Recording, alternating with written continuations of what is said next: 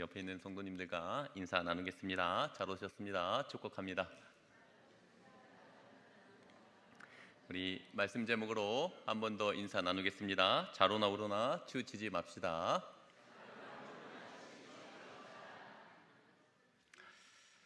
한 달 전 추석 명절 오후 예배 때 제가 이 본문으로 설교를 했습니다.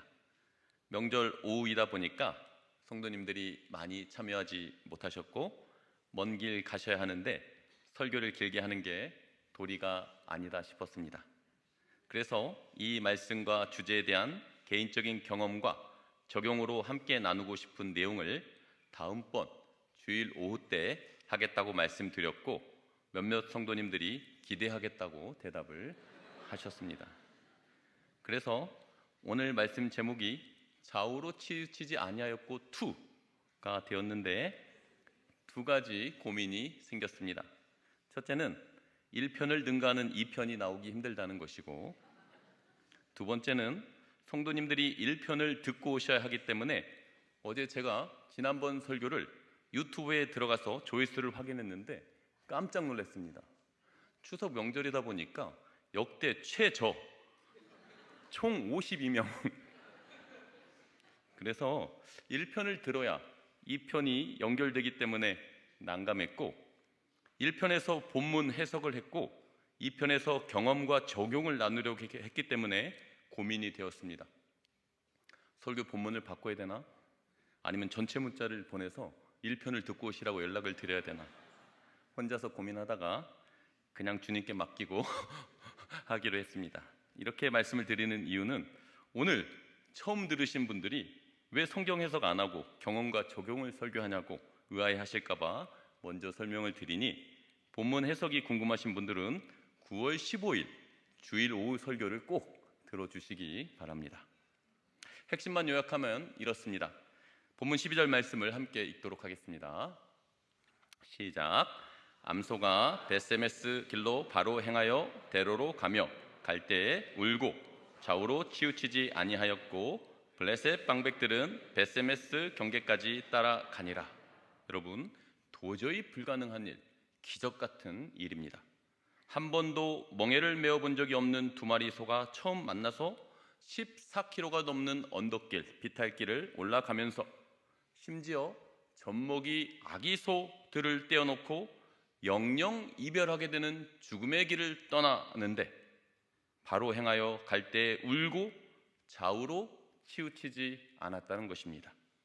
이것은 자연의 섭리를 깨트리고 생명과 모성의 본능을 저버리는 일이기 때문에 불가능한 일이었습니다. 입장 바꿔서 만약 오늘 여러분이 목숨처럼 사랑하는 젖먹이 어린 자식과 생때 같은 이별을 해야 하고 죽음의 길을 떠나야 한다면 과연 제정신으로 앞만 보면서 계속해서 나아갈 수가 있겠습니까?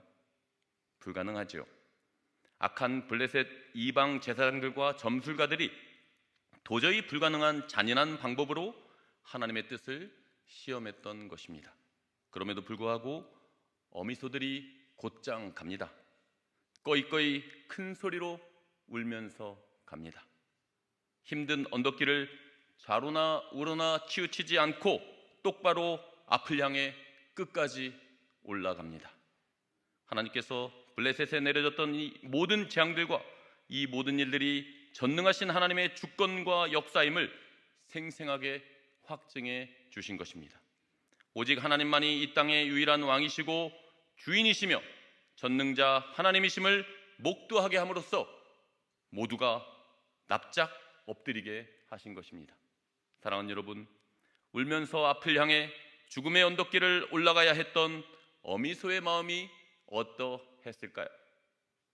이것은 장차 하나님의 어린 양 예수 그리스도께서 우리 죄를 위해 십자가를 짊어지시고 갈보리 언덕을 향해 올라가시는 모습을 연상하게 합니다. 예수님께서도 십자가의 죽음을 앞두고 겟세마네 동산에서 심한 통곡과 눈물로 간구했지만 오직 아버지의 원대로 하옵소서라는 순종의 기도와 함께 갈보리 언덕을 오르셔서 죽으셨습니다. 예수님께서 이 골고다 언덕을 똑바로 올라가셔서 대속의 피를 흘리시고 죽으심으로 인하여 죄와 허물로 죽었고 영원한 심판이 마땅했던 저와 여러분에게 새로운 생명의 길과 영원한 천국의 선물이 주어지게 된 것입니다. 아멘이시죠? 사랑하는 성도 여러분, 오늘 우리의 삶에서도 어미소처럼 예수님처럼 힘든 몽해와 십자가를 메고 눈물로 감당해야만 하는 사명이 있습니다.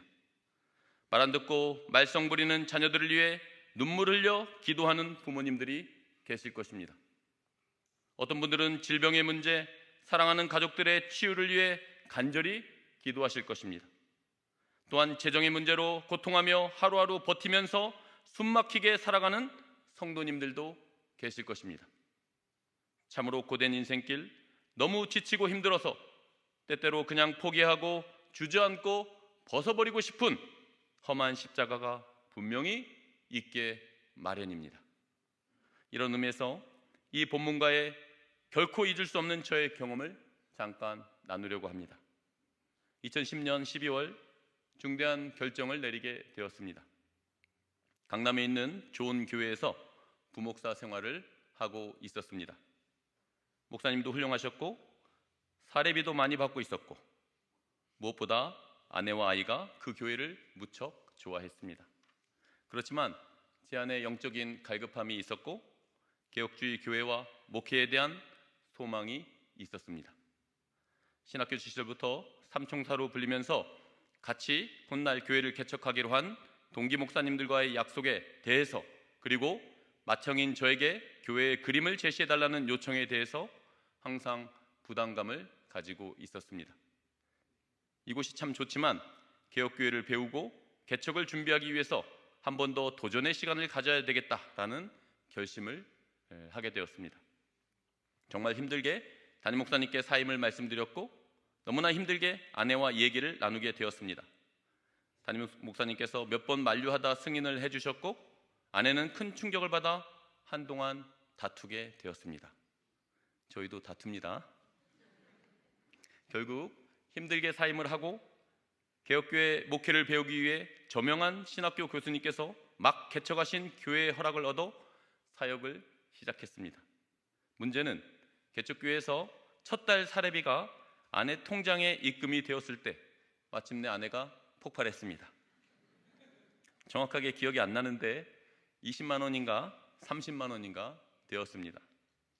그 당시 병든 저희 아버지와 어머니를 함께 모시고 살고 있었고 하필이면 설상가상으로 바로 얼마 후 둘째 아이를 임신했다는 사실을 알게 되었습니다. 아내가 너무 화가 났고 그때부터 한 달 가까이 멈추지 않는 전쟁이 벌어졌던 것 같습니다. 그 좋은 교회를 떠나다니 도대체 이해할 수가 없다는 것입니다. 가장으로서 책임감이 없다는 것이고 더 이상 못 믿겠다라는 것입니다.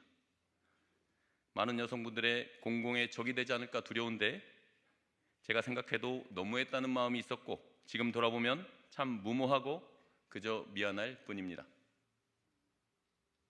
사실 처음 전도사 사역을 시작할 때 청년일 때 90만 원을 받았었기에 사실 저도 조금 당황했지만 배우려고 하는 마음에 개척교회 허락받아서 갔고 한 번도 사례비가 얼마인지 물어보고 교회 사역을 해본 적이 없었기 때문에 이미 어쩔 수가 없었습니다. 더 이상 없을 때 제가 아내에게 최후 선언을 했습니다. 그렇다면 다 내려놓고 이번 주일에 예배를 드리면서 하나님의 뜻과 인도하심을 구하자. 만약 하나님께서 응답해 주시지 않는다면 내가 앞으로 교회 사역을 떠나겠다라고 선포했습니다. 시간이 흘러 정말 긴장되고 절박한 마음으로 주일 예배에 참여하게 되었습니다. 그런데 그날 설교 본문이 바로 오늘 우리가 읽었던 본문 말씀이었고 그날 설교 제목이 이것이 정노다 였습니다. 더 이상 사역을 하느냐 마느냐 절체절명의 기로에서 간절히 기도하며 처음 주보를 펼쳤을 때 이것이 정노다라는 제목을 보는 순간 눈이 크게 떠지면서 심장이 두근거렸습니다. 바를 정자, 길로자, 이것이 바른 길이고 하나님의 뜻이다 라는 마치 하나님의 음성을 듣는 것 같았습니다. 설교 말씀을 통해 크게 슬피 울면서도 좌우로 치우치지 않고 사명을 향해 언덕을 올라가는 어미소의 모습을 보면서 제가 가고 있는 길에 대한 하나님의 응답을 확신하게 되었습니다. 예배 시간 내내 신실하신 하나님, 좋으신 아버지 하나님께 대한 감격과 찬양이 절로 나왔습니다. 하나님, 어쩌면 이렇게 한치의 오차와 실수가 없으신가요? 하나님, 이렇게 저의 절박한 기도에 응답하시고 말씀해 주시니 정말 감사합니다. 하나님, 부족한 제가 계속해서 이 길을 걸어갈 수 있도록 힘을 주시고 인도해 주세요. 하나님의 크신 은혜와 응답으로 이후에 아내 역시 더 이상 아무 말 하지 않고 저희 가정에 다시 평화가 임하게 되었습니다. 할렐루야. 예배 시간이, 설교 말씀이, 그리고 본문과 제목까지도 정말 얼마나 소중한지 200% 강조해서 꼭 말씀드리고 싶습니다. 웅변식으로 하면 소리 높여 외치고 싶은 그런 마음입니다. 사랑하는 여러분, 혹시 너무 지치고 힘든 마음으로 이 자리에 계신 분 계십니까? 나에게 주어진 멍에와 십자가가 너무 무거워서 좌절하고 절망하고 계신 분 있습니까? 과연 우리 가정과 나를 향한 하나님의 뜻이 어디에 있는지 간절히 기도하고 있으십니까? 임마누엘의 하나님께서 오늘 이 시간 우리와 함께 계신 줄 믿으시기 바랍니다. 하나님께서 오늘 저와 여러분에게 세미한 음성으로 말씀하시며 성령으로 역사하고 계십니다. 하나님의 품 안에서 다시 한번 새 힘과 용기를 얻고 나에게 주어진 길과 사명을 향해 다시 한번 꿋꿋하게 나아가는 저와 성도님들 되시길 주님의 이름으로 축복합니다. 이제 좌우로 치우치지 아니하였고라는 주제를 적용적인 측면에서 말씀드리고 싶습니다. 제가 성경 찾기에서 좌우로 치우치지 아니하고를 치니까 10번 가까이 성경에 등장합니다. 그 중에 대표적인 두 군데만 찾아보도록 하겠습니다. 먼저 여호수아 1장 6절에서 8절까지 말씀을 보시기 바랍니다. 제가 한번 읽어보겠습니다. 강하고 담대하라. 너는 내가 그들의 조상에게 맹세하여 그들에게 주리라 한 땅을 이 백성에게 차지하게 하리라. 오직 강하고 극히 담대하여 나의 종 모세가 내게 명령한 그 율법을 다 지켜 행하고 우로나 좌로나 치우치지 말라. 그리하면 어디로 가든지 형통하리니 이 율법책을 내 입에서 떠나지 말게 하며 주야로 그것을 묵상하여 그 안에 기록된 대로 다 지켜 행하라. 그리하면 내 길이 평탄하게 될 것이며 내가 형통하리라. 기나긴 광야 40년을 끝내고 마침내 약속의 땅 정복을 앞둔 여호수아에게 하나님께서 좌로나 우로나 치우치지 아니하면 평탄과 형통과 승리를 주시겠다고 약속하셨습니다. 둘째, 기울여 가던 남유다 말미에 종교개혁을 단행했던 요시야 왕에 대한 기록을 우리 함께 교독해서 읽어보면 좋겠는데요. 제가 먼저 역대하 34장 1절을 읽겠습니다. 교독하겠습니다. 요시야가 왕위에 오를 때 나이가 8세라 예루살렘에서 31년 동안 다스리며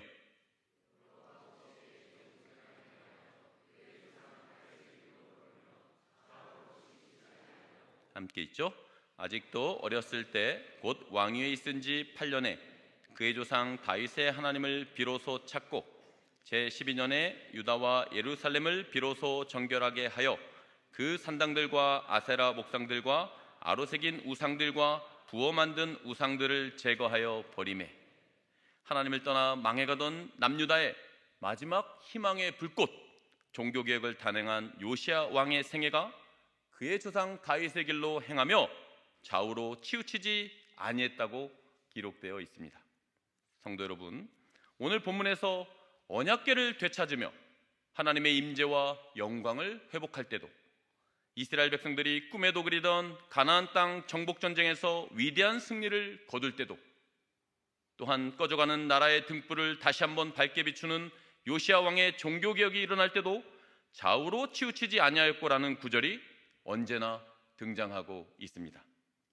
우리가 그토록 소망하는 영적 회복과 부흥과 승리의 시기에는 항상 좌우로 치우치지 아니하는 신앙과 삶이 있었습니다. 그런 의미에서 볼 때 오늘날 한국교회와 성도들이 이 안타까운 위기와 침체는 어쩌면 우리가 좌로나 우로나 많이 치우쳐 있기 때문이 아닐까 생각해 봅니다. 더 많이 있겠지만 제가 특히 문제가 있다고 얼른 생각나는 내용 몇 가지만 말씀드려 보겠습니다. 화면에 보시면 제가 5가지를 적어 왔는데, 하나님의 주권과 인간의 책임, 기도하는 것과 말씀 전하는 것, 하나님의 사랑과 하나님의 공의, 하나님의 사랑과 이웃사랑, 교회, 영적 통치와 국가, 세상의 통치. 우리 성도님들의 생각은 어떠신가요? 과연 한국교회와 내 자신이 이 문제들에 있어서 좌로나 우로나 치우치지 않고 균형과 조화를 잘 이루고 있습니까? 혹시 우리가 한쪽으로 치우쳐져 있다면 어느 쪽으로 기울어져 있다고 생각하십니까? 제가 진단해보면 개혁교회가 1번, 개혁교회가 하나님의 주권은 강조하지만 인간의 책임은 좀 부족한 것 같습니다. 2번, 장로교가 말씀은 매우 강조하지만 대체로 기도에는 약한 편인 것 같습니다.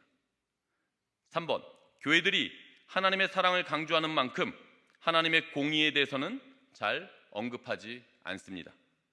4번, 성도들이 하나님을 사랑하는 것만큼 이웃사랑에는 적극적으로 나아가지 못합니다. 5번, 목사님들이 교회, 영적 통치는 중요하게 생각하는데 국가, 세상의 통치에는 무지하고 무관심합니다. 시간 관계상 첫 번째, 하나님의 주권과 인간의 책임만 좀 더 살펴보려고 합니다. 제가 신학교 다닐 때 박영선 목사님을 좋아해서 3년 동안 모든 수업을 다 들었습니다. 3학년 때로 기억하는데 제가 이렇게 질문을 했습니다. 교수님, 예배 때 설교 시간에 하나님의 주권에 대해서는 충분히 강조가 되고 있는데 인간의 책임 부분이 잘 다뤄지지 못하고 있는 것 같습니다. 그 이유는 무엇입니까? 그랬더니 교수님께서 다음과 같이 답을 하셨습니다. 첫째는 요즘 대부분의 예배가 1시간으로 되어 있어서 설교 시간이 30분 내외이기 때문에 그 시간 안에 하나님의 주권과 인간의 책임을 다 언급하기에는 시간이 너무 부족하다.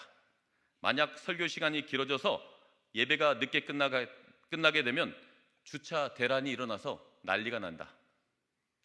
둘째, 하나님의 주권과 인간의 책임을 다 언급하기에는 목회자들의 실력이 부족하거나 성도들의 실력이 안 되어서 감당하기가 어렵다. 사실 교수님은 웃으시면서 농담으로 성도들의 실력 하나만 언급하셨는데 제가 강의 전체의 취지를 담아서 첨언해서 말씀드렸습니다. 이런저런 이유들로 인해서 하나님의 절대 주권에 비해서 인간의 책임이 약화되어 있다는 것입니다. 2007년 개봉했던 밀양이라는 영화가 한국교회를 강타한 적이 있습니다. 여주인공 전도연이 자기 아들을 죽인 태권도 관장을 도저히 용서하지 못했습니다. 마침내 그녀가 신앙을 갖게 되면서 평안을 얻게 되었고 간절히 기도한 끝에 드디어 주님의 사랑으로 아들을 죽인 살인범을 용서하기 위해 교도소에 찾아갑니다. 그런데 관장이 자신 앞에 죄를 깊이 뉘우치며 용서를 구할 줄 알았는데 그것이 아니라 너무나 태연하고 웃음 띤 얼굴로 이렇게 말하는 것입니다. 하나님께서 이미 저의 죄를 다 용서해 주셨습니다. 나는 너무나 평화를 누리며 살고 있고 당신을 위해 매일 축복하고 있습니다. 이 이야기를 들은 초신자였던 여주인공은 큰 충격을 받고 멘붕에 빠져서 하나님께 비명을 질렀습니다. 어떻게 용서를 해요? 어떻게 그럴 수가 있어요? 내가 용서를 해야지. 어떻게 하나님이 먼저 용서를 할 수가 있습니까? 용서하러 갔다가 도리어 큰 시험에 빠져버린 주인공이 사탄에 휘둘리며 방황을 거듭하다 마침내 정신병원에 입원하여 치료를 받는 그러한 모습이 나옵니다. 여러분, 여기에서 문제가 무엇입니까? 바로 인간의 책임이 빠져버렸습니다. 내가 하나님과의 관계에서 회개했다고 하면서 사람의 마땅한 도리를 무시해버렸기 때문입니다. 당시 한국교회를 잘 보여줬다는 평가를 받으면서 교회가 엄청난 비난과 공격을 받았습니다. 최근에 저도 이와 비슷한 한 사건을 겪었는데 정말 황당하고 분노가 일어나는 것을 경험했습니다. 예수님은 과연 이에 대해서 뭐라고 말씀하셨을까요? 마태복음 5장 23절, 24절 말씀을 함께 읽도록 하겠습니다. 시작.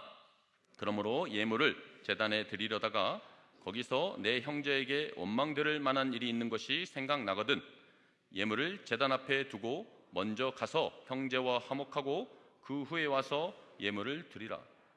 주님께서는 하나님께 예배드리기에 앞서서 먼저 인간 안에서의 용서와 화해를 우선적으로 말씀하셨다는 사실이 참 놀랍고 우리에게 시사하는 바가 크다고 생각합니다. 사랑하는 여러분, 우리가 좌로나 우로나 치우쳐 있기 때문에 많은 문제가 발생하고 심각한 위기를 맞고 있는 것입니다. 죄성을 가진 인간이 자기가 보고 싶은 것만 보고 듣고 싶은 것만 듣기 때문에 계속해서 점점 더 치우치게 됩니다.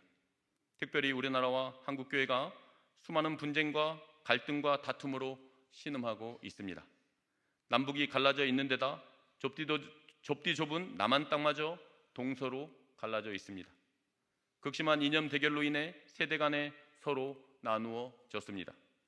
일부 젊은이들은 나이든 사람을 꼰대라고 부르고 일부 어르신들은 MZ세대가 글러먹었다고 혀를 내두릅니다. 지금은 동성애 문제와 차별금지법 제정을 앞두고 성애 문제가 가장 최악의 대립 상태에 있습니다. 과연 하나님께서는 이와 같은 문제들에 대해서 어떻게 말씀하실까요? 갈라디아서 3장 26절, 28절 말씀을 함께 읽도록 하겠습니다. 시작. 너희가 다 믿음으로 말미암아 그리스도 예수 안에서 하나님의 아들이 되었으니 누구든지 그리스도와 합하기 위하여 세례를 받은 자는 그리스도로 옷 입었느니라. 너희는 유대인이나 헬라인이나 종이나 자유인이나 남자나 여자나 다 그리스도 예수 안에서 하나이니라. 1세기 당시 유대인들은 이방인들을 개 취급하면서 철저히 멸시했습니다. 당시 주인들은 자기 종을 물건 취급했고 도망칠 경우 죽일 수도 있는 권한을 가지고 있었습니다. 당시 남자들은 여자들을 성적 대상으로 착취했고 신약 성경에도 여자들을 숫자에 넣지 않고 있습니다. 서로 상극이었고 도저히 절대 서로 융합될 수 없었습니다. 그럼에도 복음이 들어가니까 어떻게 되었습니까? 놀랍게도 철천지 원수 같았던 유대인이나 헬라인이나 종이나 자유인이나 남자나 여자나 다 그리스도 예수 안에서 하나가 되었던 것입니다. 예수 그리스도의 십자가 복음이 들어가면 누구라도 다 용서하고 화해하며 한 형제와 지체가 되었습니다. 이것이 바로 복음의 능력입니다. 그러므로 오늘날의 극심한 분쟁과 대립과 갈등의 문제는 바로 교회가 우리가 바른 복음에서 떠나 있기 때문이 아닐까 싶습니다. 오히려 교회 안에 다툼이 일어나면 오히려 세상보다도 더 해결의 기미가 보이지 않고 끝내 두 파로 갈라지고 나뉘어지는 가슴 아픈 일들이 비일비재하게 일어나고 있습니다. 우리가 다시 복음으로 돌아가야 하겠습니다. 사람으로서는 할 수 없지만 하나님으로서는 다 하실 수 있습니다. 우리가 하나님의 말씀을 기준으로 좌우로 치우치지 않는다면 다시 한번 이 땅 가운데 놀라운 회복과 부흥과 승리가 있게 될 줄 믿으시기 바랍니다. 그리스도 안에서 참된 용서와 화해와 하나됨이 사랑하는 조국 대한민국과 한국교회 안에 그리고 우리 안에 가득하게 넘쳐나고 퍼져가길 주님의 이름으로 축복합니다. 이제 말씀을 맺고 정리하겠습니다. 사랑하는 성도 여러분, 우리가 꿈꾸는 개혁교회 Reformed Church 과연 보수입니까? 진보입니까? 우리 개혁교회 성도들은 과연 보수주의입니까? 진보주의입니까? 네. 여기서도 우리는 마땅히 좌로나 우로나 치우쳐서는 안 될 것입니다. 진리에 대해서는 확고한 보수주의자가 되어야 합니다. 그러나 비진리, 교회 간습과 전통은 시대에 맞게 날마다 변화하는 진보주의자가 되어야 합니다. 이 시대 교회들의 큰 문제는 거꾸로 하기 때문에 발생하고 있습니다. 진리에 대해서는 쉽게 타협하고 비진리, 교회의 간섭과 전통은 목숨 바쳐 지키려고 해서 많은 탈이 나고 있는 것입니다. 그러므로 우리는 위대한 종교개혁자들의 격언을 반드시 기억하고 품어야 할 것입니다. 에클레시아 레포르마타 셈페르 레포르만다. 개혁된 교회는 날마다 계속해서 개혁해 나가야 한다. 이것이 바로 종교개혁과 우리 개신교의 가장 중요한 원리 중에 하나인 것입니다. 우리는 진정한 진리에 관하여 진정한 보수자이면서 동시에 이 세상을 변화시킬 수 있는 진정한 진보주의자가 되어야만 하는 것입니다. 사랑하는 여러분, 우리가 새를 부러워하고 새처럼 날기를 소망합니다. 그러나 만일 하늘의 제왕 독수리라고 하더라도 한쪽 날개로만 퍼덕이면서 하늘을 날고 있다면 과연 어떻게 느껴질까요? 안타깝고 불쌍해 보일 것입니다. 얼마 못 가서 생명과 생존의 위협을 받게 될 것입니다. 오늘날 한국교회가 마치 이 같은 모습처럼 한쪽 날개로만 날려고 몸부림치고 있는 것 같습니다. 우리는 좌파도 아닙니다. 우리는 우파도 아닙니다. 그렇다고 가운데서 왔다 갔다 하는 가만히 있는 중도파도 아닙니다. 우리는 하나님의 위대한 종교개혁으로 탄생한 자랑스러운 개혁파 장로교회라는 사실을 꼭 기억하시기 바랍니다. 지금은 단지 이 좌우에서 균형 잡힌 그리스도인이 필요한 것이 아니라 그것을 넘어서서 오직 주님께 사로잡힌 한 사람이 필요한 때라는 사실을 우리가 생각해 보면 좋겠습니다. 이 시대에 다시 한번 위대한 영적 회복과 부흥과 승리를 소망할 때 반드시 필요한 것은 바로 좌로나 우로나 치우치지 않고 오직 주님의 말씀과 능력에 사로잡혀야 한다는 사실을 확신하시기 바랍니다. 하나님께서 이 시대의 여호수아를 찾고 계십니다. 하나님께서 이 시대의 요시야 왕 같은 사람을 세우실 것입니다. 하나님께서 우리 대한민국과 한국교회 안에 다시 한번 독수리 날개쳐 오른과 같이 위대한 비상과 놀라운 부흥을 허락해 주실 것입니다. 비록 좁고 협착한 길이고 너무 무거운 짐과 멍에가 있지만 전능하신 주님의 말씀과 능력 안에서 충분히 가능한 줄 믿으시기 바랍니다.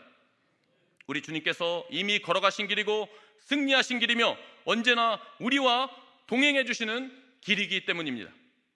본문에 나오는 어미소처럼 그리고 또한 예수님처럼 오늘 나에게 주어진 사명과 십자가를 붙잡고 크게 울되 끝까지 믿음으로 감당하시고 좌우로나 우로나 치우치지 않고 승리하시는 저와 모든 성도님들 되시길 주님의 이름으로 축원합니다. 아멘. 우리 합심해서 한번 기도하면 좋겠습니다. 하나님, 이 땅의 진정한 영적 회복과 부흥과 승리를 주옵소서. 그 일을 위하여 한국교회와 성도들이 하나님의 말씀 안에서 좌로나 우로나 치우치지 않고 믿음의 길로 가게 하소서. 이 시대의 여호수아와 요시야 왕 같은 믿음의 지도자들을 일으켜 주소서. 우리 화성교회와 성도님들 그리고 나 자신이 오직 주님의 말씀과 능력에 사로잡혀 사명을 감당하며 승리하게 하소서. 우리 함께 합심해서 기도하겠습니다.